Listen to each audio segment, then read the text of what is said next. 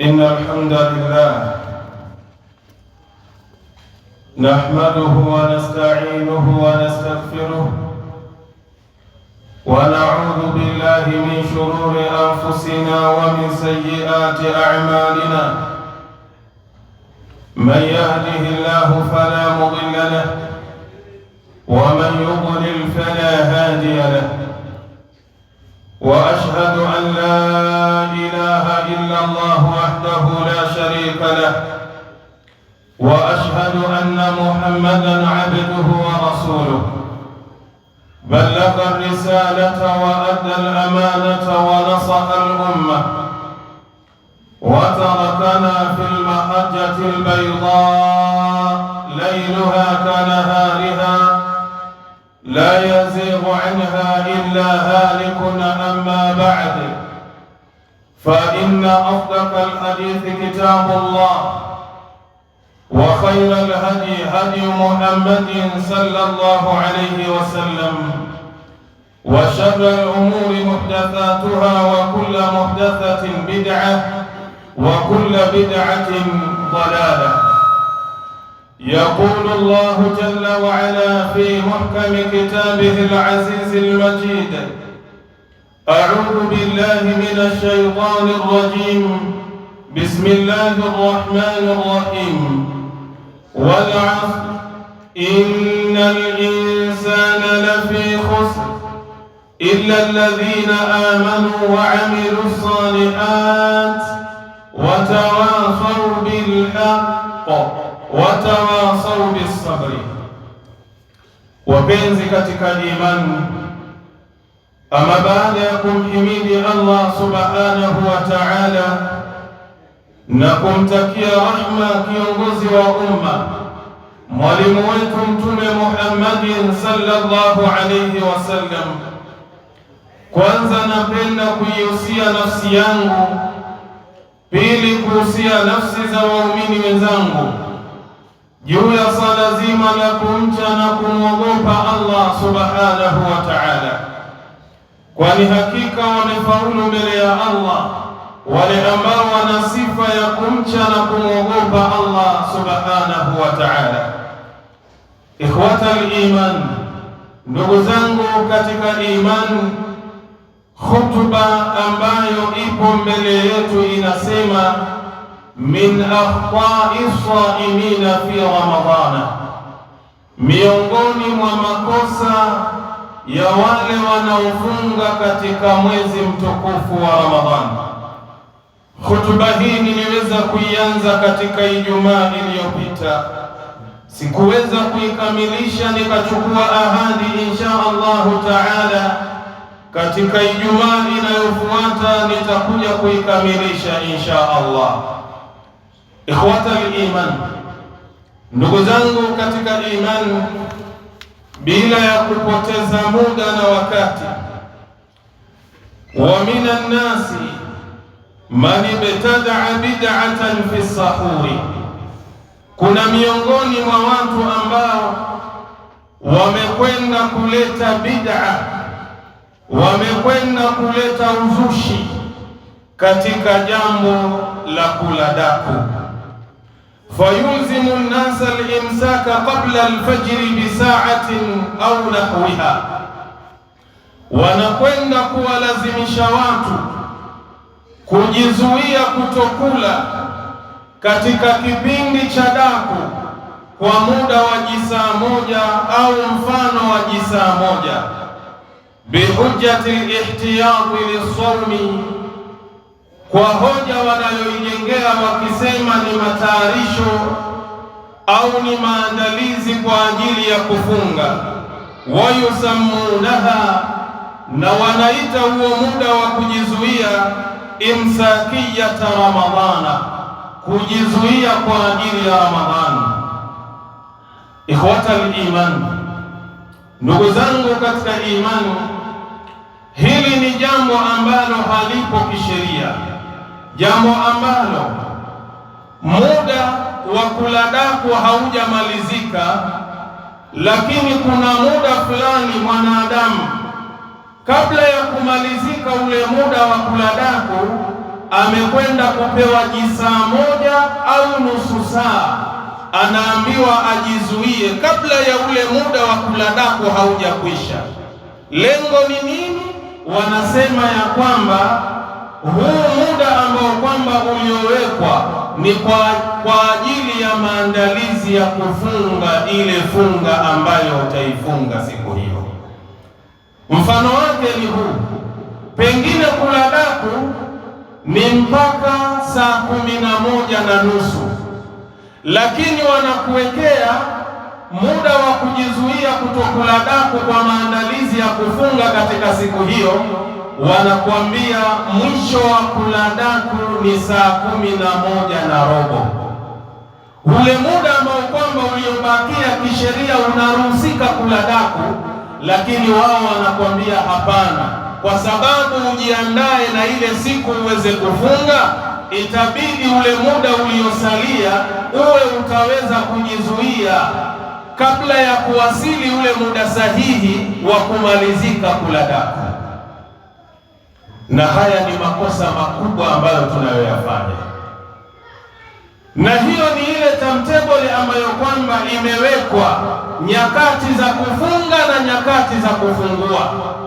Sasa unashangaa unaambiwa saa 11:15 ndio mwisho wa kula daku, lakini kisheria kula daku inaweza kwenda mpaka saa 11:30, lakini ule muda ambao kwamba uliongezewa ili ujizuie wanauita ni muda wa kujitayarisha kwa ajili ya kufunga siku hiyo.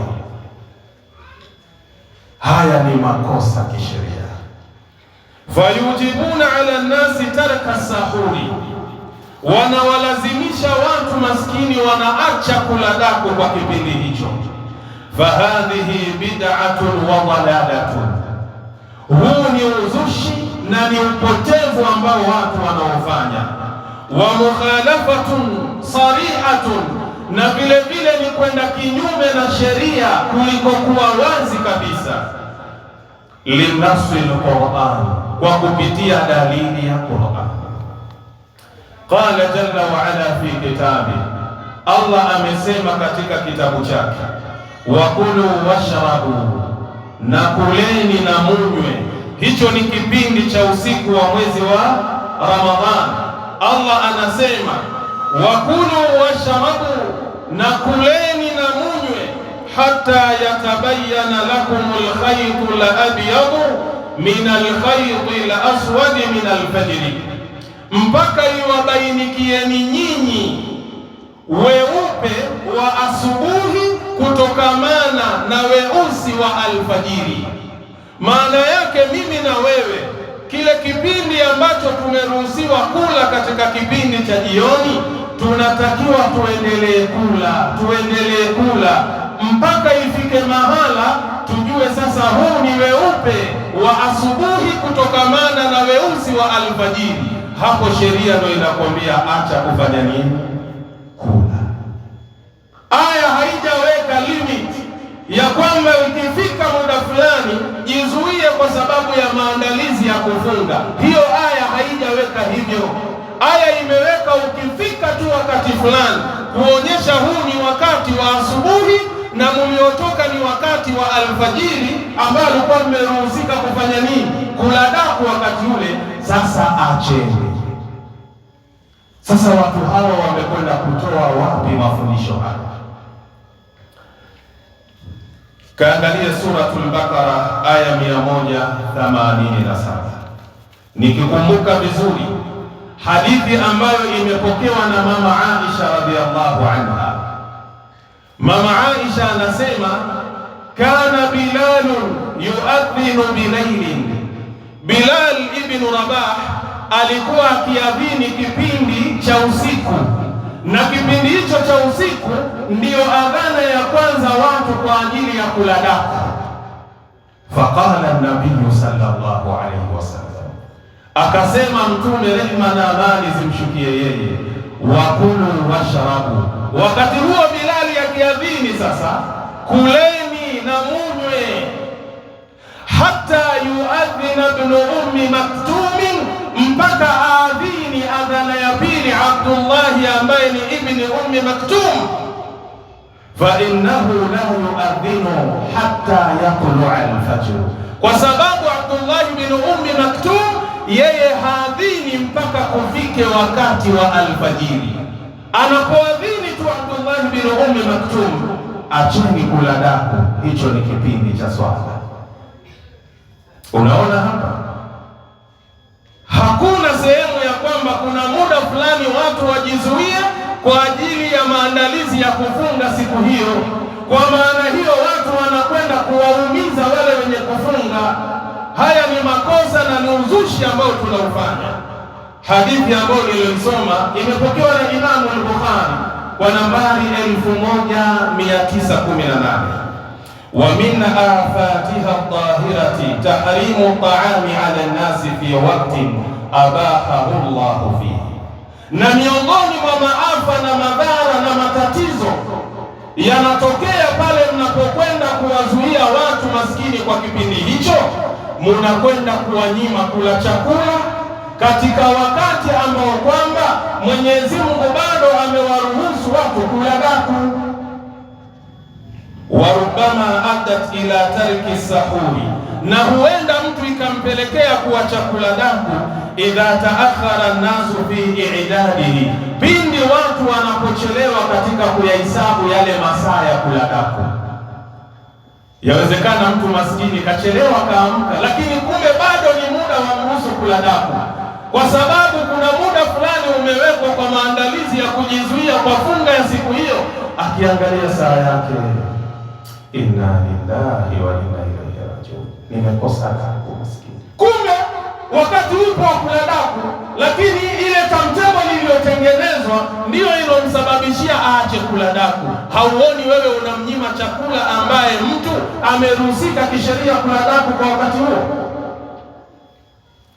Wa min al-akhtari, na miongoni mwa makosa katika mwezi wa Ramadhani, man yamtani'u 'anil akli washurbi wal mufattirati al-hissiyati, kuna yule ambaye anajizuia kutokamana na kula na kunywa na vile vitu ambavyo vinavyofunguza vya kihisia, kama kwenda kumwingilia mkewe mchana wa mwezi wa Ramadhani. Kuna baadhi ya watu wanajizuia kupitia vitu hivyo. Thumma huwa yukliku li nafsihi fil muharramat, lakini baada ya hapo nafsi yake bado anaiingiza katika mambo ya haramu. Fayanduru al-harama wa yasma'u al-harama, anaangalia vitu vya haramu, anasikiliza vitu ambavyo ni vya haramu. Wayakulu wa yashrabu al-harama, na riziki ambayo ataitumia jioni kufuturia, maskini ya Mungu, chanzo na sababu inatokamana na chumo ambalo ni la haramu. Tasakkurun fil aswaq, anarandaranda kwenye masoko bila sababu ya msingi, anakwenda kuangalia vitu ambavyo havina maana. Wa nadharu linnisai, na vile vile anakwenda kuangalia wanawake. Wa tanaqulun baina almawaqi'i almuharramati ala shabakati alankabutiyati, na vile vile anahama kwenye kila internet, kila mtandao, anaangalia mambo ambayo kwamba ni ya haramu, ambayo hayafai maskini ya Mungu mchana wa mwezi wa Ramadhani.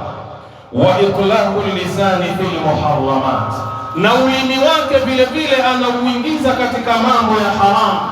Anasengenya, haachi kusengenya. Yani mchana katika miezi ya kawaida yeye alikuwa akisengenya, na Ramadhani imeingia kadhalika, bado anasengenya, bado anaongea uongo, bado anasambaza umbea, bado ni msabasi. Yani kila aina ya madhambi ambayo yanatokamana na ulimi wake hajayaacha. Fa aina sawmu inda haula, iko wapi saumu kwa watu wa aina hii? Unafunga nini? Kweli umeacha kula, umeacha kunywa, umeacha kumwingilia mke wako mchana wa mwezi wa Ramadhani, umejizuia na mambo hayo, lakini bado saumu haipo, kwa sababu saumu inatakiwa ufunge mpaka viungo vyako vya mwili. Ulimi usiongee mambo machafu, macho yasiangalie vitu vya haramu, masikio yako yasikilize mambo ambayo ni sahihi ya kisheria, yaache kusikiliza vitu ambavyo ni vya haramu, hapo itakuwa umefunga. Lakini wewe umeacha vile vitu ambavyo kwamba kisheria ndio inajulikana uviache, haya mambo mengine bado. Bezi hauondoki, kusengenya umo ndani, kusikiliza mambo machafu uko ndani, kuangalia kwenye internet vitu vichafu mbalimbali hujaacha, kisha alafu unadai umefunga. Umefunga kitu gani? Wamadha stafadu min Ramadhan, wamefaidika nini watu hawa kutokamana na Ramadhan? Qala an-nabiy sallallahu alayhi wasallam, amesema Mtume Muhammad, rehma na amani zimshikie yeye, man lam yad'a qawla az-zur, yule ambaye hatoacha kuzungumza maneno ya uongo. Tumzungumzia anayefunga, yule ambaye leo yuko ndani ya mfungo wa ndani ya Ramadhan. Man lam yad'a qawla az-zur, aliyefunga alafu haachi kuzungumza uongo, wal amala bihi, na kufanyia kazi uongo, wal jahla, na kufanya mambo ya kijinga ya kipuuzi katika ufungaji wake, falaysa lillahi hajatun, Mwenyezi Mungu hana haja na mtu huyo, fi an yad'a ta'amahu wa sharabahu, akafikia mahala anakwenda kuacha chakula chake na kinywaji chake. Unaacha nini kula na kunywa wakati wewe bado haujafunga kisheria? Unazungumza uongo, unafanya mambo ya kipuuzi na kijinga katika funga yako. Kwa nini unaacha chakula, unaacha kinywaji? Si ni bora ukala tu, kwa sababu hauna funga na wala funga yako haikusaidii chochote. Hadithi hii ni sahihi, kaipokea Imamu al-Bukhari kwa nambari 6057. Sheikh Albani ameisahihisha fi Sahih al-Jami, utaipata kwa nambari 6539. Wa min al-akhta'i fi Ramadana, na miongoni mwa makosa katika huu mwezi wa Ramadhan, al-iktharu min al-la'ibi wal-lahu bil mubahat, ni kufanya wingi wa michezo na mambo ya kipuuzi ambayo kwamba ni ya halali, sio ya haramu. Miongoni mwa makosa tunayoyafanya ni watu kufanya michezo kwa wingi, na vile vile kwenda kufanya mambo ambayo ya kipuuzi mbalimbali, bil mubahat, mambo ambayo kwamba sio haramu, ni mambo yanayofaa. La siyama lishababi wal atfal, hasa kwa upande wa vijana na wale watoto wadogo. Jaizu, ni mambo ambayo yanafaa kisheria. Walakinna al-khata'a huna, lakini kosa mahala hapa, fi man yaj'alu shahra kullahu la'iban wa lahwa, ni kwa yule ambaye ataufanya mwezi wa Ramadhani mzima ni mwezi wa michezo na mambo ya kipuuzi. Fatajiduhum yanamuna fi nahar, utawapata vijana hao wanalala katika kipindi cha mchana, wayasharuna fi llaili ala laibi, wanakesha usiku kwa michezo mbalimbali. Kuna michezo ambayo tunaifahamu vijana, inapofika usiku katika mwezi wa Ramadhani watu wanakesha kupitia michezo hiyo. Leo mfano kuna mpaka Ramadhan Cup, kuna ule mchezo ambao kwamba wa mpira unachezwa tena usiku kwenye vile viwanja vile vya carpet. Yaani vijana wanaacha ibada ya tarawih, wanakwenda wanatarawehe yao katika uwanja wa mpira. Ni ligi wanacheza hiyo, huku tarawehe inaswaliwa, swala ambayo inakuja mara moja katika mwaka ambao ni mwezi wa Ramadhani. Katika hiyo miezi mingine hizi swala tano zipo, swala ambayo ni geni ni swalatu tarawih, lakini watu wanaiacha swalatu tarawih kwa mambo ya kipuuzi, kwa mambo ya kijinga kabisa. Wa hadha tafsirun wadih, na huu ni uzembe uliokuwa wazi. Bal rubbama laibu al'aban muharramatan, bali huenda wakacheza hata michezo ya haramu, bihujjatin imdai alwaqti, kwa lengo wakijenga hoja ya kwamba tunataka ule wakati uende, tunachombeza wakati, liannahum saimun, kwa sababu wao tu wamefunga. Fa aina qira'atu alquran, kuko wapi kusoma Quran? Wa aina salatu tarawih, iko wapi sala ya tarawih? Wa aina almusabaqatu lilkhairat, kuko wapi kushindana ya kheri. Leo ungeutumia wakati wako kusoma Qur'an, kusali salatu tarawih, ungefanya mambo ya kheri katika Ramadhani kushindana na wanaofanya kheri. Lakini leo wakati unauacha unapotea, ukidai ya kwamba wewe unachomeza wakati, unataka wakati uende kwa ajili ya Ramadhani.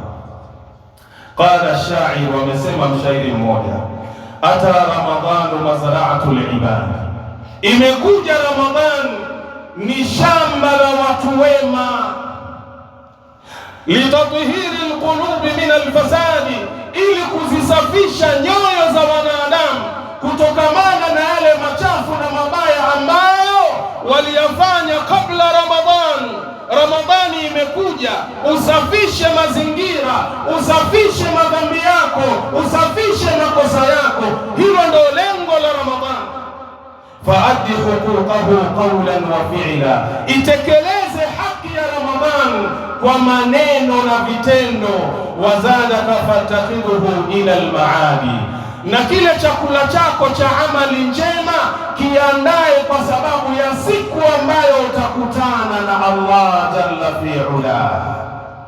Faman zara'a alhububa wa ma saqaha, yule ambaye atapanda punje zake, mbegu zake, halafu hanyunyuzii maji kwenye mbegu hizo wakati wa kuzipanda, ta'awaha nadiman yawma alhasadi, atakuja kujuta siku ambayo kwamba watu wanakwenda kuvuna.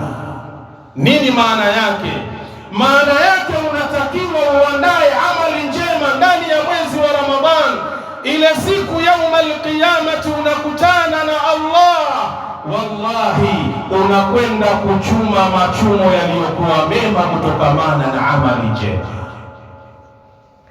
Lakini wewe ikiwa ndani ya Ramadhani haufanyi amali njema, haufanyi matendo mazuri, basi kumbuka ndugu yangu katika imani, yauma alqiyamati watu wanafaidika na mema yao, wewe unajuta, kwa nini Ramadhani kadhaa zimeniingilia mimi sijawahi kubadilika, bado na muasi Allah. Maneno haya nenda kwenye kitabu Lataiful Ma'arif Ibn Rajab ukurasa 148 utayapata. Ikhwata al-iman, ndugu zangu katika imani, wa min al-akhta'i allati taqa'u fiha an-nisaa khususan, na miongoni mwa makosa ambayo kwamba yanakuwa ni maalum, yanapatikana kwa wake zetu, mama zetu, dada zetu, kwa ujumla kwa wanawake, al-ishtighalu bi tabqi alwani at-ta'ami, ni pale wanapokwenda kujishughulisha kwa kupika, kwa kupika vyakula vingi. Ramadhani inapoingia, baadhi ya kina mama wanaona huu ni mwezi ambao kwamba wa kupika vyakula mbalimbali, wasu'il halawiyati, na kutengeneza vitu vitamu mbalimbali, wa tadhi'il a'mali salihati al-mashru'a, na vile vile kwenda kupoteza kufanya amali mbalimbali ambazo ni za kisheria fi hadha shahri, katika huu mwezi wa Ramadhani. Bal rubbama, bali huenda dhayat fardha salati, akaipoteza faradhi ya swala, au akharatuhu an waqtihi al-fadil, au mwanamke huyo akaichelewesha swala yake kutokamana na ule wakati bora unaotakiwa na Allah. Wa hadha la yanbaghi, na hili halifai wapenzi katika imani. Wa ala rijali, na ni juu ya wanaume, ayu'inu nisaa, wawasaidie wanawake, yani wake zao, ala fi'li alkhairat, juu ya kufanya matendo yaliyokuwa mema, min qira'ati alqur'ani, miongoni mwa mema hayo kusoma Qur'an, wa du'a wa salati, na dua mbalimbali na sala mbalimbali. Mimi na wewe ambao tumebahatika kuwa na wake, tunatakiwa Ramadhani inapoingia kama hivi, tuwasaidie wake zetu wafanye amali zilizokuwa njema. Tusijaribu kuwashughulisha, kuwapa kazi nzito wake zetu, kuwaambia ndani ya Ramadhani nahitaji mlo ubadilike, uwe ni kinyume na ule mlo ambao nahitaji kwenye meza yangu, nahitaji kwenye mkeka na jamvi langu niwe na iftari aina 5 aina 6. Mimi mwenyewe nikila nikitoka pale najua hadha Ramadhan, hii ni Ramadhan. Kuna baadhi ya watu wako hivyo ya jamaa, hawawezi kula pale mpaka iftari ziwe 3, 4, 5. Sheikh akiangalia hapa kuna katlesi, mashaallah, hapa kuna sambusa za nyama, marhaban, hapa kuna kijibiriani, alhamdulillah, hapa kuna nyama ya kuchoma. Yani anafurahi, anaona Ramadhani inashuka bardan wa salaman. Lakini kula futari hii moja au futari mbili, anaona yeye masikini, hana tofauti na wale ambao wenye kula futari moja au futari mbili. Hii ni israfu tunafanya. Ramadhani sio mwezi wa kula shehe. Ramadhani sio mwezi wa kujipiga mpaka tunahemea juu juu shehe. Mtu anakula mpaka unashangaa kwenye ibada ya tarawih, unamuona anashindwa, shehe vipi? Wajua leo mke wangu kanipikia chakula ninachokipenda shehe. Sasa nimejipiga, nakwambia sina nafasi. Inna lillahi wa inna ilaihi rajiun. Hii ndio Ramadhani baba, lengo lake sio lengo la Ramadhani. Qala jalla wa ala fi kitabi, Allah amesema kwenye kitabu chake, wa taawanu ala albirri wattaqwa, saidianeni juu ya kufanya wema na kumcha Allah jalla fi ula. Hiyo ni suratul Maida aya nambari 2. Ikhwatal iman, ndugu zangu katika imani, fa min al-akhta'i ma yata'allaqu bitarawih, miongoni mwa makosa tunayoyafanya ni yale ambayo yanafungamana na ibada ya tarawih. Barakallahu li wa lakum bil Qur'anil azim wa nafa'ani wa iyyakum bil ayati wa dhikril hakim. Aqulu qawli hadha wa astaghfirullaha li wa lakum fastaghfiruhu innahu huwal ghafurur rahim wa huwal barrul karim.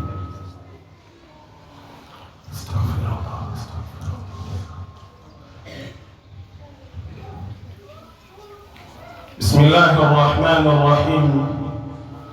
Alhamdulillahi rabbil alamin, wassalatu wassalam ala ashrafil anbiya'i wal mursalin wa ala alihi wa sahbihi ajma'in, amma ba'du. Ikhwatal iman, ndugu zangu katika imani, fa min al-akhta'i, miongoni mwa makosa tunayoyafanya, ma yataallaqu bitarawih, ni yale makosa ambayo yanafungamana na ibada hii ya tarawih. Fa min an-nas, miongoni mwa watu, man la yusalli tarawiha aslan, kuna yule ambaye asli yeye kila Ramadhani ikiingia yeye hasali tarawih. Ramadhani ikiingia yeye swala zake zile za kawaida, hakuna tofauti baina ya kula mchana na wakati huu wa Ramadhani, hakuna tofauti. Yeye akimaliza salatu al-isha intaha al-amru, huyu anaingia mitini. Kimuuliza vipi? Inshallah tuombeeni dua inshallah. Tutamani na sisi tuswali tarawih. Tuombeeni dua. Uombe dua gani? Swala 5 uanza kuziswali, uombe dua uswali tarawih. Kama wewe utaki, vipi utawezeshwa? Utaki, kwa sababu Mwenyezi Mungu anamwezesha yule anayefanya nini, anayetaka bwana. Kama wewe utaki alafu kuombe dua leo, niombeeni dua inshallah. Natamani shaka niombeeni dua. Huo ni uzembe unaofanya. Au yusalli ba'daha thumma yansarifu min ghairi darurati, au anaswali baadhi ya rakaa zile za tarawih, kisha baada ya hapo, yani kama anapiga zake 2 anasema alhamdulillah, nitosha baadaye huyo, au amepiga 4 anasema alhamdulillah. Huyo ndio kawaida yake yani yeye. Wa hadha kad harama nafsahu fadilatan kathira, na mtu huyo amejiharamishia nafsi yake fadhila na ubora uliokuwa mkubwa ndani ya Ramadhani. Qala an-nabiy sallallahu alayhi wasallam, amesema Mtume Muhammad, rehma na amani zimshukie yeye, man qama ramadhana imanan wa ihtisaban, yule ambaye atasimama kwa ajili ya ibada ndani ya mwezi wa Ramadhani, imanan, akiwa na imani ya kwamba ibada hii ni maamrisho kutoka kwa Allah, ibada hii ni maamrisho kutoka kwa Mtume Muhammad sallallahu alayhi wasallam, wahtisaban, akiwa na matarajio ya kwamba baada ya kuifanya ibada hii Allah atakwenda kunilipa yaliyokuwa mema kwenye ibada hii, ghufira lahu ma taqaddama min dhanbihi. Ya salam, Allah atamfutia dhambi ambazo zilizotangulia. Allah anamfutia dhambi ambazo zilizotangulia, na dhambi hizi ikhwatal iman ni zile dhambi ndogo. Dhambi kubwa zinahitaji tauba amama Allah. Kama ni dhambi kubwa min kabairi dhunub, fala budda an tatuba ila Allah taubatan nasuha, lazima utubie kwa Allah tauba safi na yenye kukubalika kwa Allah. Lakini yale madhambi madogo yote shekhi, ukisimama ibada ya tarawehe ukiwa unaamini ya kwamba hii ni sheria katika dini yetu, ukiwa na matarajio Allah atakwenda kunilipa dhambi zako zote zinafutwa zilizotangulia, hutaki shekhe. Leo angalia mfano, ikiwa kuna ofa, simu ambayo ilikuwa ikiuzwa 120,000, ofa ikatoka inauzwa 50,000. Angalia watu wanapojazana kwenye maduka ya simu, wanakimbilia ofa isije ikamalizika. Mbona ofa zinakuja ndani ya Ramadhani hatuzitaki, tunazikimbia? Kwa nini tarawehe tunaikimbia, hatuitaki? Leo tarawehe wanaachiwa watoto wadogo ambao hawaelewi kitu, maskini ya Mungu. Ndio utawakuta maskini wako na wamekomaa, wako hapo wametulia mpaka mnamaliza nao. Lakini wazee wenye vitambi na ndevu zao, ainahum fi buyutihim, wako kwenye majumba yao. Idha sa'altahum limadha taf'aluna hadha, kwa nini mnafanya hivi? Sio umri umekwenda. Ibada ya vijana hii, ibada ya vijana. Haya, hadithi imepokewa na Imamu al-Bukhari kwa nambari 37, Muslim kaipokea kwa nambari 759. Sheikh Albani amesahihisha fi Sahih al-Jami, utaipata kwa nambari 6440. Wa min al-akhta', na miongoni mwa makosa al-mutaalliqati bi ashabi al-fadilati a'immati al-masajid, ambayo yanafungamana na maimamu wetu ambao ni bora, ambao ni watukufu kabisa. Anna ba'dahum, hakika ya baadhi ya maimamu, yukhaffifu al-qira'ata jiddan fi rak'ati tarawih, wanafanya takhfifu sana katika rakaa hizi za tarawih. Alo, mwanielewa? Hata rubama qaraa ayatan au ayatayn, mpaka wanakhafifisha baadhi ya misikiti. Mtu kwenye rakaa anasoma rakaa moja, anasoma aya moja, ama anasoma aya mbili, bihujjati takhfifi, kwa lengo eti wanawafanyia watu wanaoswali wale nini, wepesi. Bihujjati takhfifi ala an-nas, wa hadha iflalun wadih, na huu ni uzembe na uvivu uliokuwa wazi. Lianna tarawiha laysat wajibatan, kwa sababu ibada ya tarawihi sio lazima mpaka umfuate imamu umwambie shekhe masoma kisomo kirefu shekhe, ili tuwe pamoja kwenye hicho kisomo, twakuomba imamu khafifisha angalau shekhe. Alhamdulillah, ukifanya hivyo msikiti huu watu watakuja kwa wingi. Wala lazima hiyo tarawih, kama utaki shurua, changanya miguu kama imekushinda shekhe. Falaisa hunaka tafkirun min al-asli, kwa sababu hili jambo katika asli hakuna uzito wowote. Wa hadiyu salafi salih min as-sahabati radiyallahu anhum faman ba'dahum tatwilu fi tarawih, wale masahaba ambao waliotutangulia na watu wema waliokuja baada yao, hakuna uzito wowote ambao ulipatikana kwao. Kwa sababu gani? Asli ya tarawih inaswaliwa kisimamo kirefu. Hivi ndivyo inapofahamika. Si maneno yangu haya, ushahidi ndio huu, sije ukatoka na jina langu hapa.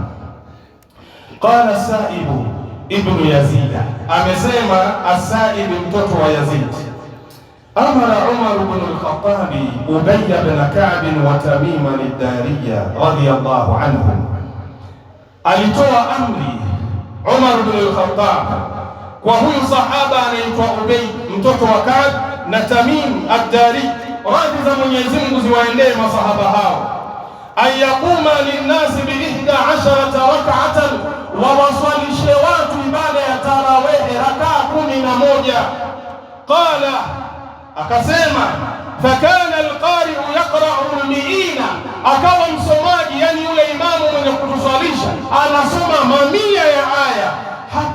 kunna na'tamidu ala al-'isyi, mpaka alikuwa tunategemea kwenye fimbo zile bakora tulizokuwa nazo, min tuli al-qiyam, kutokamana na urefu wa zile rakaa.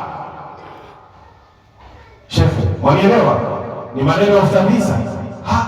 Hawa ni maswahaba. Sisi tumewashinda madhambi, tuna kila aina ya madhambi. Watu wamebashiriwa pepo wakiwa bado duniani, wanaswali tarawihi, wanasema imamu anasoma mamia ya aya, mpaka inafikia mahala kwa urefu wa kile kisimamo tunategemea kwenye zile fimbo na bakora zetu zile. Wama kunna nansarifu illa fi furu'i al-fajr, na wala alikuwa tuikimbii tarawehe mpaka unafika wakati wa alfajiri. Haya, ishawahi kuswalishwa tarawehe ya aina hiyo hapa, na ikiswalishwa hivyo atakayebaki nani hapa? Ni imamu tu, pengine kidogo na muadhini wake. Si kama tuelewana vizuri? Jamaa jifanya ana imani ya malaika. Tarawehe gani? Angalieni masahaba, watu wamebashiriwa pepo, wanasimama kwenye ibada ya tarawehe mpaka inafika kipindi cha nini? Cha alfajiri.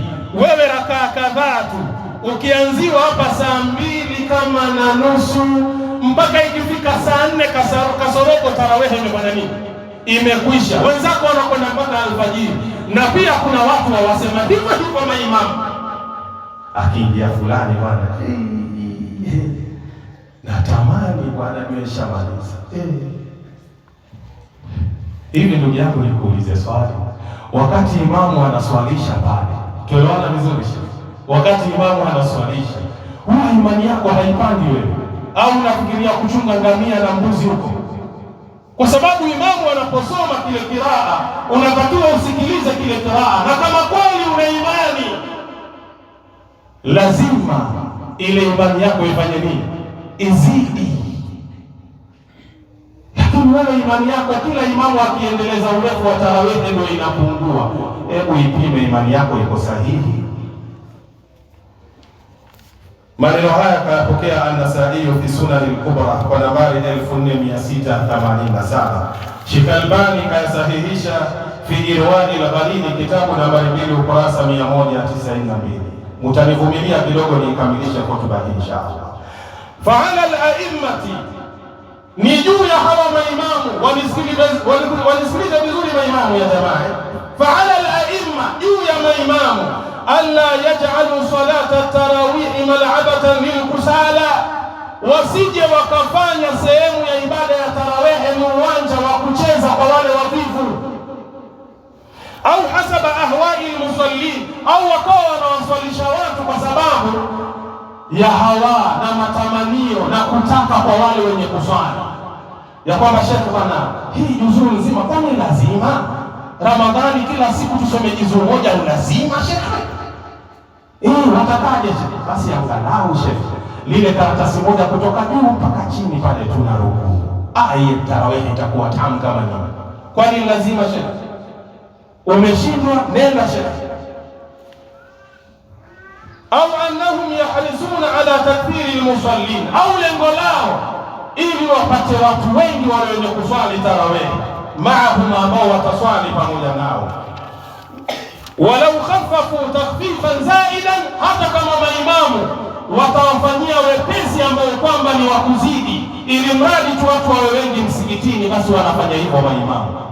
Haya ni makosa, ikhwata al-iman, ndugu zangu katika imani. Wa min al-aqta'i al-muta'alliqati bil a'imma, na miongoni mwa makosa ambayo yanafungamana na maimamu, mimi pia nimo, msije mkaona simo, nimo humo ndani. Kwa hiyo msije mkasema mbona maimamu, hata mimi pia ni imamu. Anna ba'dahum, hakika ya baadhi ya maimamu, yusri'u fil qira'ati, wanafanya haraka katika usomaji wa Qur'an, isra'an zaidan, kufanya haraka kwa kuongeza zaidi, likai yahtima fi Ramadhana, lengo lake tu ili Ramadhani na yeye ikimalizika amemaliza nini? Amemaliza msahafu. Kuna baadhi ya watu wako hivyo. Warubama asra isra'an, na huenda akafanya haraka kwenye kufanya haraka kule, yudayyi'u bisababihi ba'da wajibati salah, kunapoteza kwa sababu yake yale mambo ya lazima ambayo ni ya swala, fi rukui, kama mfano katika kurukuu, wasujudi na kusujudu, wayashuku ala man khalfahu min kibari sinni au al-ajaza, na ikawa wanawapa uzito wale wenye umri mkubwa na wazee na vikongwe wakati wanaswali ibada ya tarawih.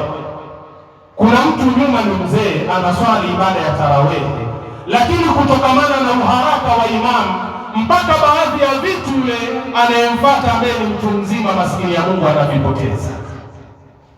Kama tunaona imamu anapiga kila chake, anapiga Allahu akbar, mzee wa watu tayari migongo hii ishapinda mpaka afike kwenye kurukuu. Si mchezo, ni balaa.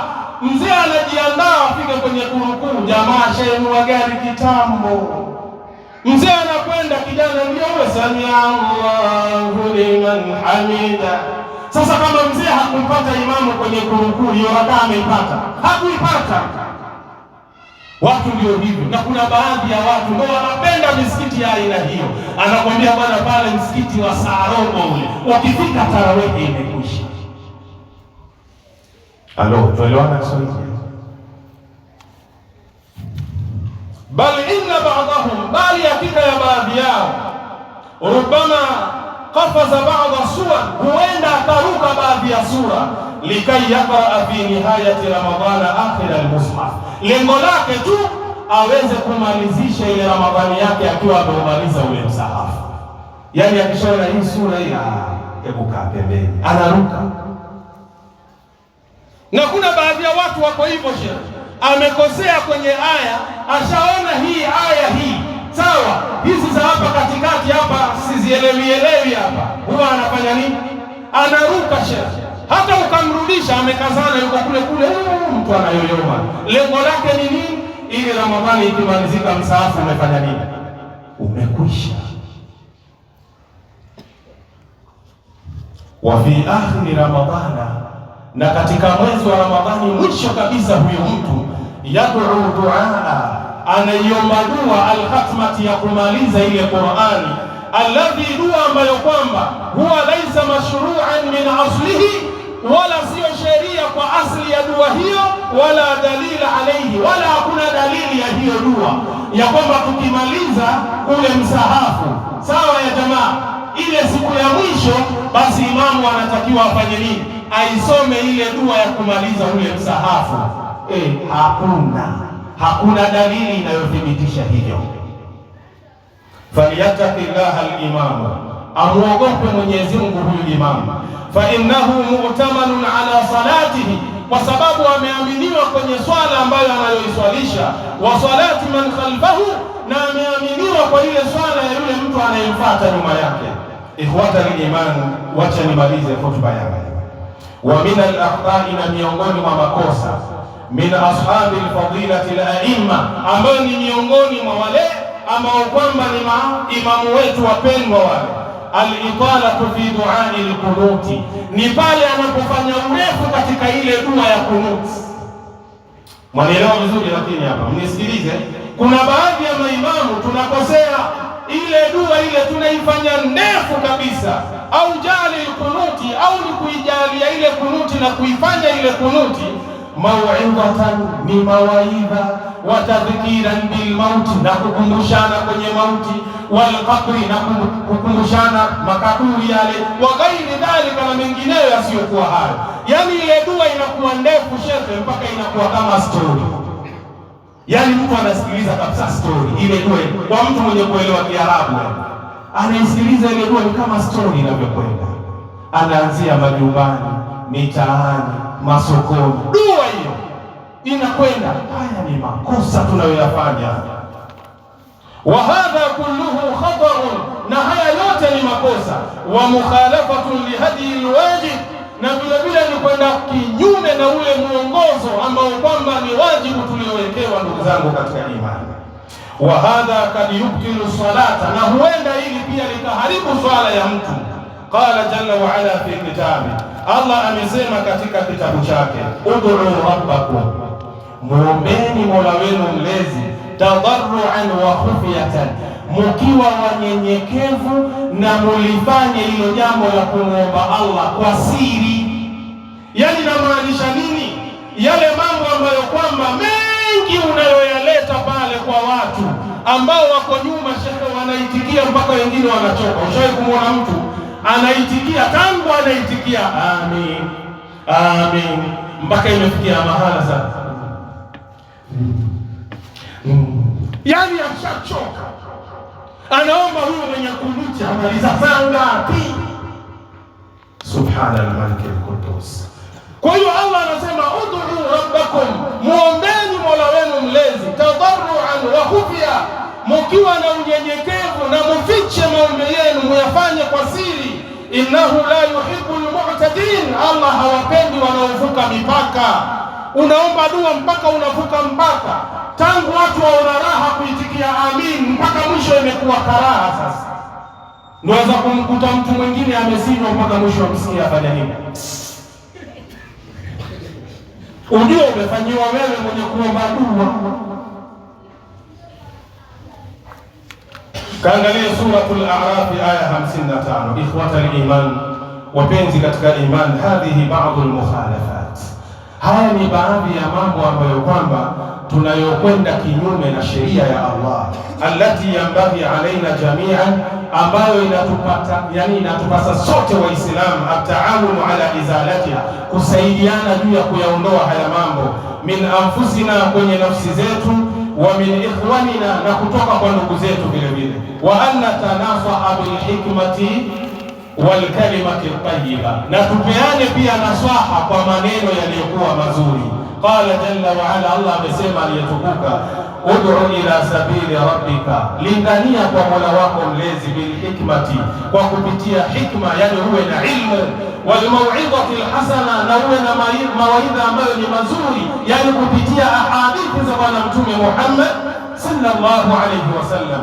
Kaangalia suratul Nahl aya 125. Bila shaka sidhani kama nimewakwaza watu, na ikiwa yamekutachi, yamekuingia, ndiyo dawa yenyewe hiyo, kwa sababu kuna dawa chungu na tamu, zote waambiwa umeze upone. Sasa ukiona mchungu usiitupe, imeze upone, na ukiona mtamu pia imeze upone. Kwa hiyo kama unayo haya mambo niliyoyazungumza, siku nichukia mimi mzungumzaji, mimi nimenukuu tu qala Allahu qala ar-rasul.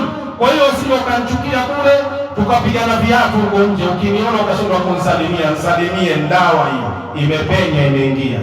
Inna Allaha malaikatahu yusalluna ala nabi ya ayyuhalladhina amanu sallu alayhi wa sallimu taslima. Allahumma salli ala Muhammadin wa ala ali Muhammadin kama sallaita ala ali Ibrahim innaka Hamidum Majid. Allahumma barik ala Muhammadin wa ala ali Muhammadin kama barakta ala ali Ibrahim innaka Hamidum Majid. Warda Allahumma lil khulafa'i al-arba'a minhum Abi Bakr wa Umar wa Uthman wa Ali wa an sayyidi sahabati ajma'in. اللهم أعز الإسلام والمسلمين وأذل الشرك والمشركين ودمر أعداءك أعداء الدين وانصر جيوشك المسلمين. اللهم إنك عفو تحب العفو فاعف عنا. اللهم إنك عفو تحب العفو فاعف عنا. أقم الصلاة.